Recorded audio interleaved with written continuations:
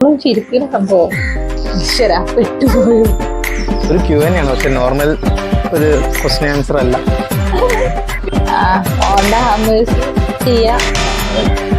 വെറുതെ ഇരുന്ന് കിടന്നിറങ്ങാ. എനിക്ക് അറിഞ്ഞൂടാ പൊറാട്ടും ബീഫും. ഈ ഡോക്ടർ സ്ട്രേഞ്ച് ഒക്കെ എഴുതി വരും. റൊമാൻറ്റിക് ആണ്. നടി ആരാ ഈശ്വര? കൊന്നായിരുന്നോ? ഒരു മിനിറ്റ്, കാരുടെ പേരിക്ക് അറിയില്ല, ഓർമ്മയില്ല. ഹായ്, ഹലോ, നമസ്കാരം. എല്ലാവർക്കും പുതിയൊരു വീഡിയോ സ്വാഗതം. ഞാൻ നിങ്ങളെ സ്വന്തം. ഇന്ന് നമ്മുടെ ഈ ഒരു വീഡിയോൻ്റെ ഉദ്ദേശം എന്താ വെച്ചാൽ, നിങ്ങൾ തംബ്നെയിലൊക്കെ കണ്ട പോലെ തന്നെ ഒരു Q&A ആണ്, പക്ഷെ നോർമൽ ഒരു ക്വസ്റ്റ്യൻ ആൻസർ അല്ല.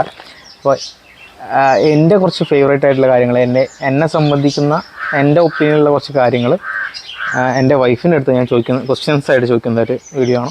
അപ്പം അവൾക്ക് എത്രത്തോളം എന്നെ അറിയാം, അല്ലെങ്കിൽ എനിക്ക് എത്രത്തോളം അവളറിയാം എന്നുള്ളൊരു ഫൺ വീഡിയോ ആണ്. ഫുള്ളി ഒരു ഫൺ വീഡിയോ ആണ്. ഒരാളത് സീരിയസ് ആയിട്ട് എടുക്കണ്ട.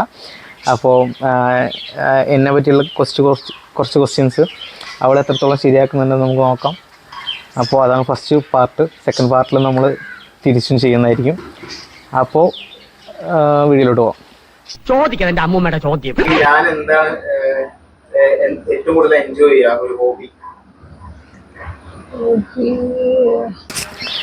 എൻ്റെ ഫേവറേറ്റ് ഹോബി എന്ന് പറഞ്ഞാൽ പുറത്ത് പയ്യന്മാരൊപ്പം കറങ്ങാൻ പോകുന്നത്. അത് കുറേ കാലങ്ങളായിട്ട് അങ്ങനെയാണ്. അതുതന്നെ. പിന്നെ സിനിമയ്ക്ക് പോകുന്നത് ഞാൻ അത്യാവശ്യം നല്ല സിനിമയ്ക്ക് പോകും. സിനിമ, ഫ്രണ്ട്സ്, യാത്ര. ഒരു കാര്യം എപ്പോഴും ചിരിപ്പിക്കുന്ന സംബന്ധം. എപ്പോഴും ചിരിക്കുന്ന സംഭവം പെട്ടുപോയോ? എപ്പോഴും ചിരിക്കുന്ന സംഭവം എന്ന് പറഞ്ഞാൽ, ഞാൻ ഈ കോമഡി വീഡിയോസൊക്കെ അത്യാവശ്യം നല്ല കാണും. റീൽസ് ഒക്കെ കാണും. അപ്പം അതുതന്നെ ആയിരിക്കും. അല്ല, റീൽസോ വീഡിയോസോ? പിന്നെ ഞാൻ ഫ്രീ ടൈം എന്ത് ചെയ്യാനാണ് കൂടുതൽ ഇഷ്ടപ്പെടുക? ഫ്രീ ടൈം വെറുതെ ഇരുന്ന് കിടന്നിറങ്ങാ. ഫ്രീ ടൈം ഞാൻ ഇതുപോലെ മെയിനായിട്ട് പുറത്ത് കറങ്ങാൻ പോവുക. തന്നെ വണ്ടി ബൈക്കിലാണെങ്കിലും ചുറ്റും ഇങ്ങനെ കറങ്ങുക. കണ്ട സ്ഥലം തന്നെ ആയിരിക്കും, പിന്നെയും പോവും. അങ്ങനെ അത് തന്നെ ആയിരിക്കും ഫ്രീ ടൈം. അല്ലാതെ വേറെ സ്പെൻഡ് ചെയ്യാൻ ഈ പറഞ്ഞ പോലെ ഫിലിം കാണും, ബുക്സ് വായിക്കും, അത്രയൊക്കെ തന്നെ. അല്ല, ഫ്രീ ടൈം ഇപ്പം എല്ലാ ഫ്രീ ടൈമൊന്നും ഇല്ല.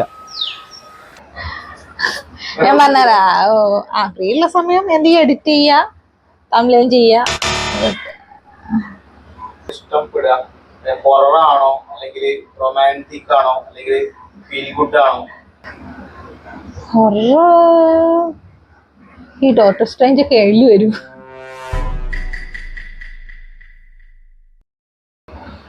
റൊമാൻറ്റിക് ആണ്. ഫേവറേറ്റ് ജേണർ അല്ലെങ്കിൽ ഫേവറേറ്റ് ടൈപ്പ് ഓഫ് മൂവി എന്നൊക്കെ പറഞ്ഞാൽ ഫീൽ ഗുഡ് ആയിരിക്കും. പക്ഷേ കാണാൻ ഇഷ്ടം കുറച്ചുകൂടെ ഹൊററായിട്ടുള്ള കാര്യങ്ങളായിരിക്കും. ഞാൻ പാഷനേറ്റ് ആയിട്ടുള്ള കാര്യം എന്താണ്? എൻ്റെ ജീവിതത്തിൽ ഇഷ്ടപ്പെട്ട് ഞാൻ ചെയ്യുന്ന സംഭവം. പാഷനേറ്റ് എന്ന് പറഞ്ഞാൽ എനിക്ക് ആക്ടിങ്ങിൽ കുറച്ച് താല്പര്യം ഉണ്ടായിരുന്നു. അപ്പം ഇപ്പോൾ ആണെങ്കിൽ കണ്ടന്റ് ക്രിയേഷൻ എന്ന് പറയാം. ഇപ്പോൾ ഇങ്ങനത്തെ ഡിജിറ്റൽ പ്രൊഡക്ട്സ് ഇങ്ങനെ ഉണ്ടാക്കി വിടുന്നത്, അല്ലെങ്കിൽ ഗ്രാഫിക് ഡിസൈനിങ് നമുക്ക് താല്പര്യമുള്ള മേഖലയാണ്. അപ്പോൾ അങ്ങനത്തെയൊക്കെ എന്തെങ്കിലും ഇത്തരത്തിൽ ക്രിയേറ്റീവായിട്ട് ഇങ്ങനെ ചെയ്തു പോവുക തന്നെ. ഇതൊക്കെ തന്നെ. ഈ വീഡിയോ എടുക്കല്, എഡിറ്റിങ്, സിനിമ ഇഷ്ടമാണ്, എഴുതാൻ ഇഷ്ടമാണ്. പിന്നെ ഇപ്പം എന്താ അങ്ങനെയൊക്കെ തന്നെ. എൻ്റെ ഏറ്റവും ഇഷ്ടപ്പെട്ട കാർ? അയ്യോ, ഞാൻ വിട്ട്. കാറ് ഇപ്പം ഏതാ ഫേവറേറ്റ് കാറ്? പോളോ. ഒന്നായിരുന്നോ? ഒരു മിനിറ്റ്, കാറിന്റെ പേരിക്ക് അറിയില്ല, ഓർമ്മയില്ല പറയാൻ. അനുഷറിന്റെ കാറിന്റെ പേരൊക്കെ എന്താ? Honda amazing. Honda amazing. ഇഷ്ടപ്പെട്ട സിനിമാ നടൻ നടിയോ? ഫേവറേറ്റ് ആക്ടർ ഒബ്വിയസ്ലി ലാലേട്ടൻ. മോഹൻലാല്. നടി ആരാ ഈശ്വര? പിന്നെ നടി എന്ന് പറയുമ്പോൾ നമുക്ക് ഉർവശി നോക്കാം. നടി എനിക്കറിയില്ല, നല്ലൊരു കാവ്യ ഇരിക്കട്ടെ. എനിക്ക് അറിഞ്ഞൂടാ നടി ആരാന്നുള്ള. ഇഷ്ടപ്പെട്ട ഭക്ഷണം ഫേവറേറ്റ് ഫുഡ് ബിരിയാണി. അതിപ്പോ കുറെ ആൾക്കാർ ചോദിച്ചാൽ തന്നെ പറയാം. പൊറാട്ടും ബീഫും. പക്ഷേ അല്ല, എല്ലാ ഫുഡും ഇഷ്ടമാണ്. പക്ഷെ പൊതുവെ ബിരിയാണി ആയിരിക്കും എല്ലാവർക്കും.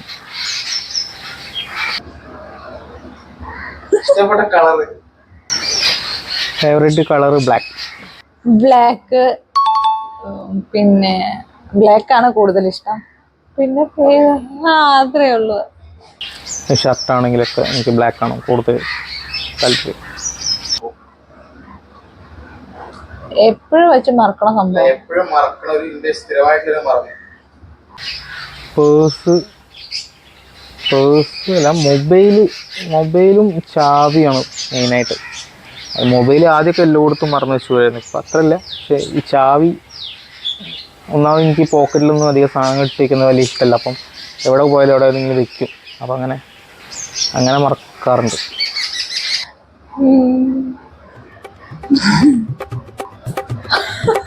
ബാത്റൂം ഫ്രഷ് അടിക്കാൻ മറക്കണേ. Emotional damage.